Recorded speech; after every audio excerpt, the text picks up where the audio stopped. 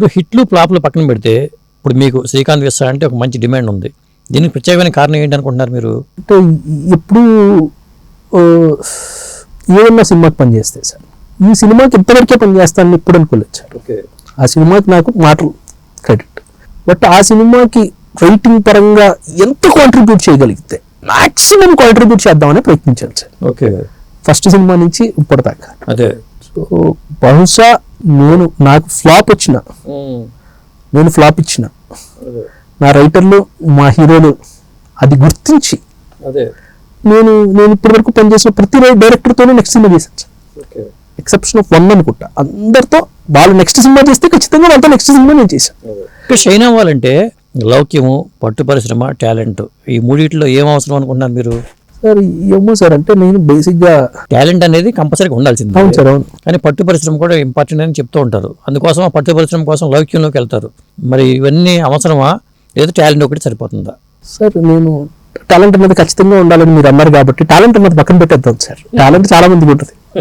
నేను extremely talented అని ఎవరు ఉండరు. అంటే ఇంకా టాలెంట్ అనేది ఖచ్చితంగా మీరు అవసరం అని దాని ముందే చెప్పేశారు కాబట్టి దాన్ని పక్కన పెట్టేద్దాం సార్. చాలా మంది టాలెంట్ ఉన్నారు, బట్ ఒక వర్క్ ఎథిక్ అంటారు చూడండి సార్. మనం పని చేసేటప్పుడు మనం చేసే పని పట్ల ఒక నిబద్ధత, ఒక డిసిప్లిన్, మనం ఆ కమిట్మెంట్, ఆ డిసిప్లిన్ ఉన్నప్పుడు మనం షైన్ అవ్వగలుగుతాం. అంటే ఇది నేను సినిమా ఇండస్ట్రీకి రాకముందు ఒక 8 సంవత్సరాలు కార్పొరేట్ దీంట్లో పనిచేసాను. సో నేను పెద్ద పెద్ద ఆర్గనైజేషన్స్ పనిచేసాను. విప్రోలో పనిచేసాను, గూగుల్లో పనిచేసాను, హెచ్పీలో పనిచేసాను, టాబ్లెట్ ప్యాకెట్. సో నేను కొంతవరకు అది నేర్చుకున్నాను సార్, టీమ్ వర్క్. సో ఇది నాకు సినిమా ఇండస్ట్రీలో ఉపయోగపడింది. మనం పనిచేసేటప్పుడు చిన్న కమిట్మెంట్తో పనిచేయాలి. ఒక్కోసారి డిలే అవుతుంటుంది సార్, ఎందుకంటే మనం చేసేది క్రియేటివ్ వర్క్. సో డిలే అవుతుంటుంది, ఒక్కోసారి మనం అనుకున్న టైంకి ఇవ్వలేకపోతాం. కానీ మనం ఎప్పుడైతే మనం అవుట్పుట్ ఇస్తాం, పూర్తి కమిట్మెంట్తో పనిచేసిన మంచి అవుట్పుట్ ఇస్తాం, అప్పుడు మనం ఆ డైరెక్టర్ కానీ, ఆ ప్రొడ్యూసర్ కానీ, ఆ హీరో కానీ 100% సాటిస్ఫై అవుతారు.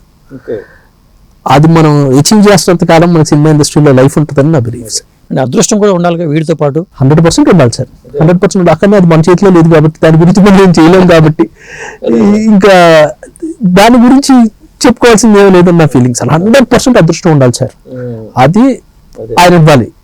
సో అది ఇమ్మమ్మని ఆయన అడగడం తప్ప మనం దాని గురించి ప్రత్యేకంగా చేయాల్సింది ఏం లేదు కాబట్టి మనం చేసిన పని చేస్తూ అదృష్టం ఏదో ఇమ్మని భగవంతుని కోరుకోవడం సార్.